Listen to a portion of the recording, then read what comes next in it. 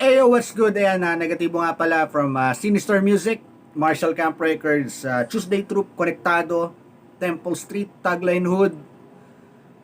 Siyempre, big shoutout sa Fubu Manila, sa Whipcaps, sa VLC, Batos Locos Clothing. Ganon din siyempre sa Daddy's Vape Shop. Ayan. And siyempre, sa JJ Selection House, kung gusto nyo ng napakalinamnam, napakasarap na lechon at a very affordable price, kontakin nyo ang JJ Selection House. So, ito nga palang behind bars. Ayan. So, nakita nyo, fresh na fresh ang ating background. Ayan. Very, very tactical ang dating. Very, parang radar. Ayan. Radar yung datingan. Salamat nga pala sa aking multimedia artist na si Emmanuel Magantos. Parang ako yun. Okay. So, ito na. May idadissect tayong song ngayon. Ito ay awitin ni Tuglax kasamang One Thugs and Harmony. Ayan. At ang title ng song na to is Replica. Ayan. Actually, matagal na tong song na to. And gusto ko lang magbalik tanaw dito. Isa to sa mga sound trip ko dati, way back before.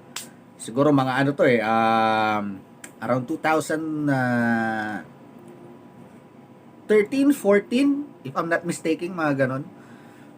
So ito, pakinggan natin. Replica by Tuglax and One Thugs. Let's do this.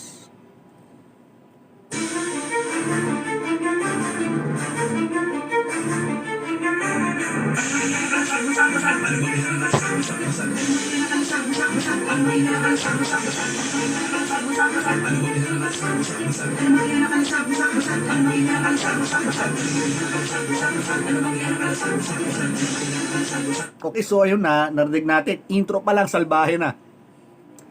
Ano mangyayarang kalasag, wasak, basag. So, makita mo rin yung transition, yung palitan ni Tuglax at ng One Thugs. Ano mangyayarang kalasag, wasak, basag? Ano mangyayarang kalasag, wasak, basag?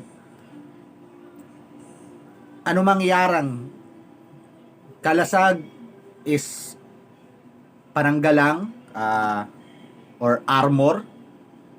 Ayan, kalasag.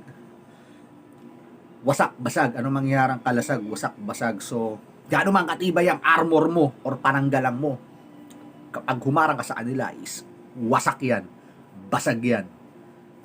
So, intro pa lang, salbahe na. And yung beat, gusto ko i-atake ng beat. Orchestral yung dating na dark. Ayan. So, tuloy natin.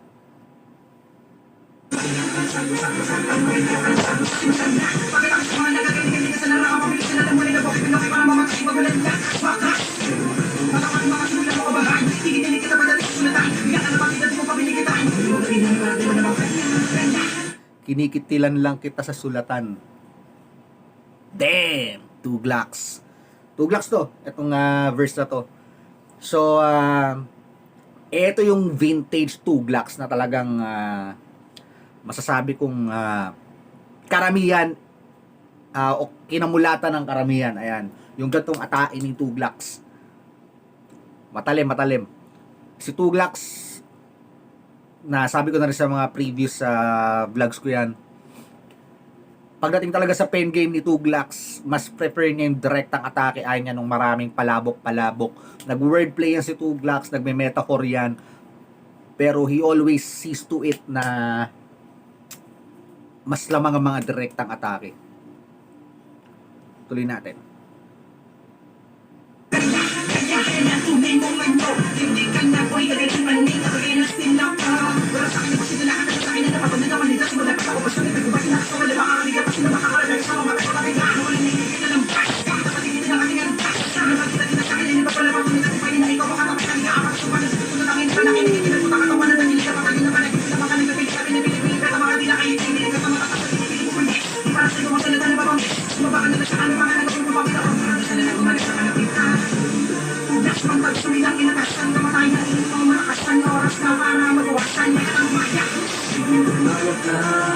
Okay, so ayun, sa verse ni Tuglax, ang pinapatamaan niya is yung mga gumagaya ng estilo niya. Ayan, so ayan, the title speaks for itself. Replica, ayan. So, makikita nyo yung pattern ni Tuglax, yung rhyme schemes niya.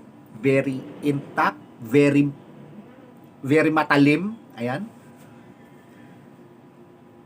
Classic Tuglax, yung ganitong banatan. And, alam mo yun, yung baybay niya, kung gaano siya kalutong bumaybay. Para ang nakinig ng ng Armalite. Nandun pa rin yung chopper effect talaga. And itong si Tuglax, isa to sa mga nagsusulat ng double time, isa to sa mga pinakamagaling magbilang ng syllables. Ayan. Kasi isang technique talaga sa pagsusulat para hindi ka sumubsob sa beat o tunog na gahabol is dapat sakto yung bilang mo ng syllables. Ayan. May tamang countings para dyan. So ito si Tuglax, master na master niya to. And when it comes to the lyrics, ayun, napakatalim. Hindi para sa iyo ang salitang mabangis. So since sinabi ni Tuglax yun, hindi para sa iyo ang salitang mabangis, it means the word mabangis belongs to me. Ganyan dumirekta atake si Tuglax. Wala nang paligoy-ligoy pa. Baga sa away, wala na nga muna ng suntukan, sasapain ka na lang sa bunganga. So, tuloy natin.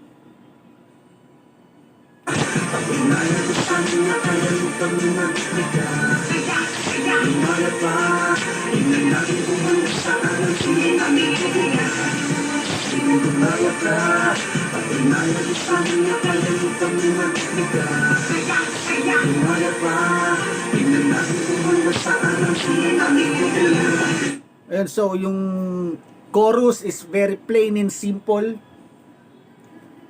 Sige gumaya ka, patunayan mong kaya mo kaming maduplika. Duplika yan, Tagalog word for duplicate. So, very plain and simple yung chorus. Pag di mo pa na-gets yun, ewan ko na lang. So, ayun. So, binibigyan nila ng challenge dito lahat ng mga gumagaya ng estilo nila. Sige, gayahin mo kami. As long as you can prove na you can do this shit better, o kung hindi man better, kahit equal to what I'm doing. Ayan, yan yung hamon ng chorus or nung hook part. And makikita nyo ron kung gaano kaganda yung blending nila, ni Innocent One, ni Bling Z, kung paano kaganda yung blending nung harmony nila. And then papasok si Tuglax ng malulutong na adlibs. Gaya! Classic. Tuloy natin.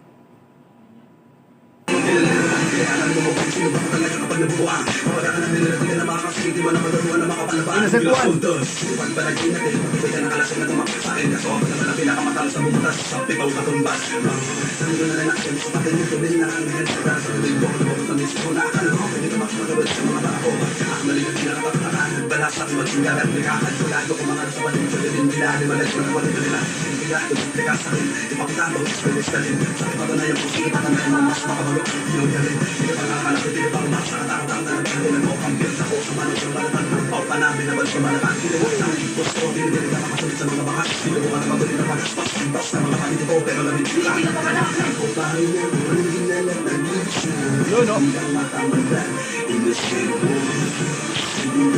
Okay, so yung verse ni Innocent One is grabe, napaka solid. So talagang makikita mong di talaga sila lumalayo sa concept ng kanta, which is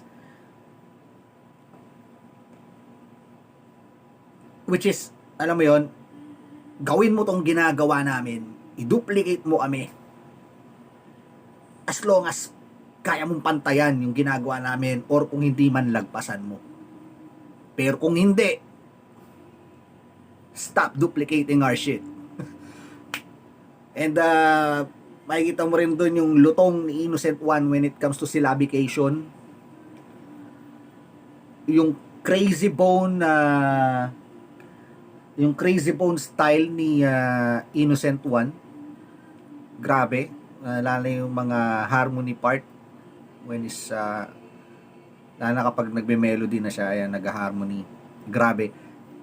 And kung paikinggan nyo maigi, if you're a keen listener, kung papainggan nyo kung paano nyo ni-record maigi, kasi ewan ko, ako, may something ako sa tenga ko na pag pinainggan ko maigi, parang naririnig ko kung paano niya ni-record yung bawat layer ng vocals niya. Makikita mo rin kung gaano kabusisi niya ginawa yun, yung pagbi-blending niya ng boses niya. Grabe. Innocent One, when it comes to Crazy Bone style ng pag-harmony, is Innocent One is the man to beat. Ayan. Yung mga multis niya, intakta rin nandun. Maririnig nyo naman yung construction ng bars, choice of words, and yung dark na atake. Napaka-dark ng voice ni Innocent One. Well blended and napakalaki ng boses niya. Napaka-deep. Ayan. Tuloy natin.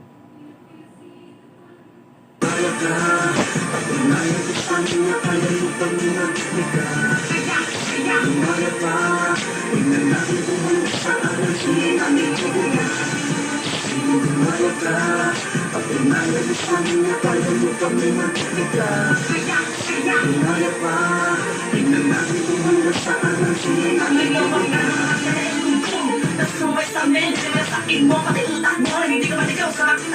Tatapa ka lang, huwag ka malang bumilip sa iyong sarili. Kala mo magagaling ka lang, hindi ka inaban na natiligan ng alipin ko. At pagtugpo sa mga kasalanan ko, tagal mo nakalamak, medyo wala ipakita ang kabaliwan na utak mo. Marami kang maakalin, ako ka pa makapatid sa akin. Nakasagaling na bigay sa amin, binilaka sa bilang gusto niya. Pag namin walang manok, kung sino ba na ako nakigan lang, sino mo padarag sa mong yan lang. Wala kang pakit, sige, iyon ako sa akin, na makita mo kung paano lumibag na. Mga makata na nag-iibang, sa aming outfit ang ginagaabang. Dahil ako naman nag-iisang, sila nang nakapagpasan na ako pagpaladak tiyo. Pero basta kami nagiging kinatagal, kami ang mga makulit ni kalabasan. Pinili ko na sa buhay, sanay naman. Pagmamalaki sa akin, ganda magandang makapatid. Sa akin po, akal naman, hindi mo akalain. Lakas na marad niya, parang malakas ang hangin. Okay, so ayun, sa verse ni Bling Z1, ayan, Bling Z1 is also emphasizing na when it comes to gantong style, hindi mo kami kayang i-duplicate or i-replicate. Yung rap skills mo is hindi man lang mangangalahati sa rap skills ko. Which is napatunayan naman ni Bling.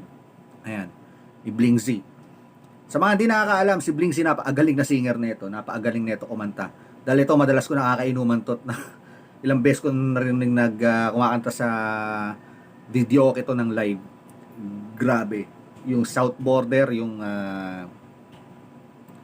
Love of My Life, yung mataas na part doon, yung parang patilina, minamanilang ni Bling yan. Ginagawa niya na nakaupo kahit di tumayo yan.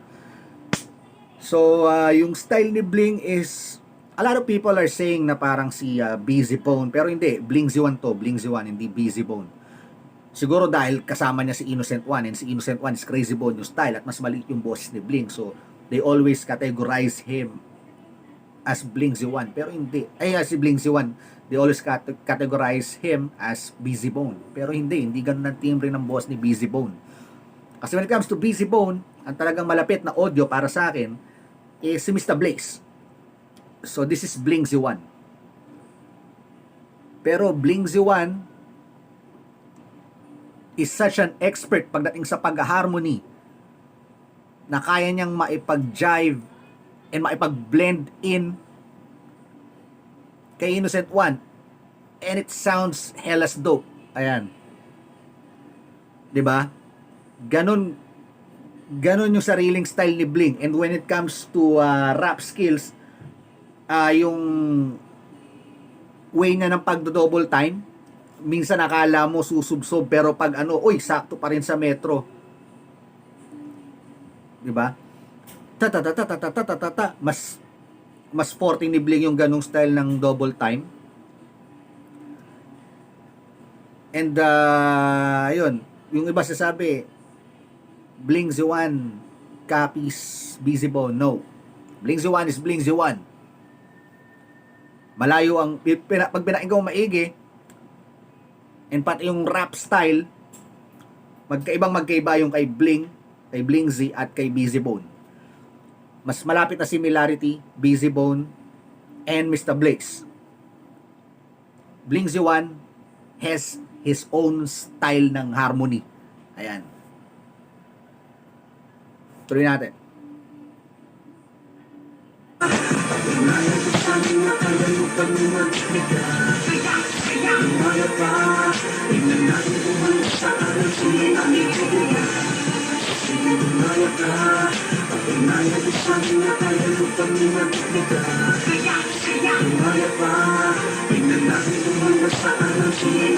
Mula na mga akasyon na maawat sa pagbuga ng mga tula na kakaktilin madali na lang at sinakailangan na umiyak Yan. sa pinawarsan para makagawa sa larong ito kung saan ako namusulat buhat ng aking mahawakan ng mic pangalan ko na binubuo ng apat na letra ito malak na sa mga replika susan mo habang pinabalikan ko ang mga bakas ng aking mga paa pagkatapos sasabihin ko sa iyo kung paano ka makakatunggal kayo na dapat mong gumana tugma bilisan ng mga salita salita na kayong mumulma sa isip ng mga nahuli at ang nakakayong mga nagulumul para naman ang hindi ko magamit ang literal na laksan na ata dapat alam mo kung gano'ng kagagalanin dahil wala ka pasuot sa kurba at ayaw ng makasabi lumot sa lamin ako ikaw pero hindi nga ako huwag mong malakbayan kasi palaman ako kay malali pa ang kailangan mo naman ng sa pagkatao ko kahit mo naman sumasin hindi ang laking karoon mo na sa akin hindi mo na kayo mo naman sumasin ng mga balaki dahil lapit ang hindi ka wala tumingala ka tumingin sa kalawang makapagtunay kasi hindi mo mawakan at iyong pamawakan ng totohanan kung gusto mo mag-direct ka sumama ka.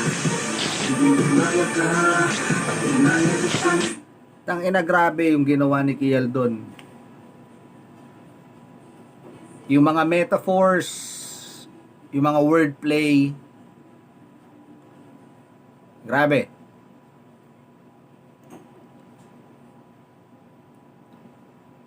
Kung si Tuglax and One Tugs is much more on direct punches, ayan.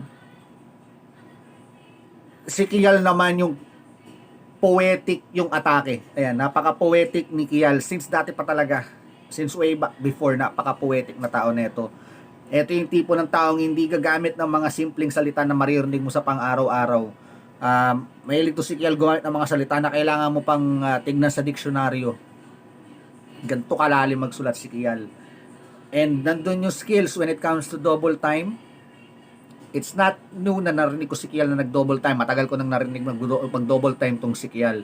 And isa si Kial sa mga pinakamauhusay na double timer na nadinig ko. Ayan. He knows what the fuck he's doing. And he does it very well. Ayan. Hindi.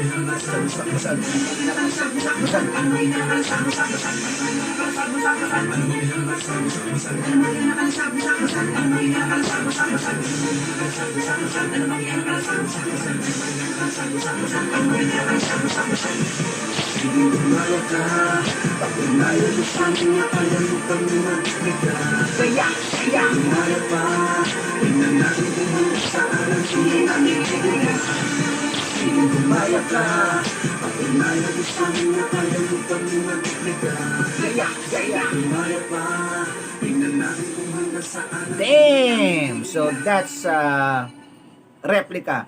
Ayan, Tuglax featuring One Thugs and Kial. Ayan. So as I mentioned earlier, napakainit na song. Ang tema ng song is tungkol sa mga replika, sa mga gaya-gaya ng mga style, sa mga style biter. Napilit ginagaya yung style nila. So that's their challenge. Yung mga verse naman nila hindi naman nagkakalayo ng ng pinapatungkulan or tema, which is either you copy us and higitan mo kami sa ginagawa namin, or don't try to copy us. Ayan. So, yung iba, pwede sabihin na, Ginaya lang naman din nila yung style nila sa Bone Thugs eh. No. Kapag sinabi mong gaya, wala kang pinagkaiba sa original. Lahat kinopya mo. Influenced. Ayan. Iba yung influence sa ginaya. So, they're very much influenced by Bone Thugs. Lalo syempre ang One Thugs sa pag-harmony. Pero si Innocent One, kahit sabihin mong may similarity yung boses niya ay Crazy Bone, kung talagang mahusay kang makata at paikinggan mo, hindi niya kinopya ng kopyang-kopya ang rhyme pattern, ang construction ng bars, pati yung style ng double time ni Crazy Bone. Iniba rin niya yung sarili niya kahit papano. Kasi yung pattern niya ng pagdo-double time, that's Innocent One. Ang nalapit ng konti kay Crazy Bone is yung audio niya. Same goes with Blingsy One. Hindi niya ginagaya si Busy Bone dahil hindi sila magka-audio, magkaiba sila ng boses. And magkaiba sila ng paraan ng pagdo-double time. Same goes with Tuglax.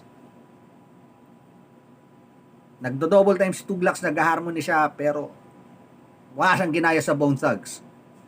Inspiration, oo. Lahat naman tayo, may pinagkukuhanan tayo ng inspiration natin. Diba? Unless na ikaw ang pinakaunang rapper sa buong mundo at wala kang napainggang iba bago ka nag-rap, is what? Ngayon, di ba? Walang naka-inspire sa'yo. Ikaw lang yan. So, si Kial, ganun din. Nagdo-double time si Kial, pero that's his own style of double time rap or speed rap. Di ba? So, ang inaano nila rito is, gayahin mo yung style namin, yung ginagawa namin ngayon, as long as you can prove to us na you're much better. Ayan, so, pagdating sa rap skills, wala akong masasabi dyan. Tuglax, One Thugs, Kial, pagdating sa rap skills, yan ang isa sa mga alas. Ayan. So, wala ka nang pwedeng punahin dyan. And, yung beat, ganda ng choice ng beat. Very strong. Orchestral yung style. And dark yung atake ng beat.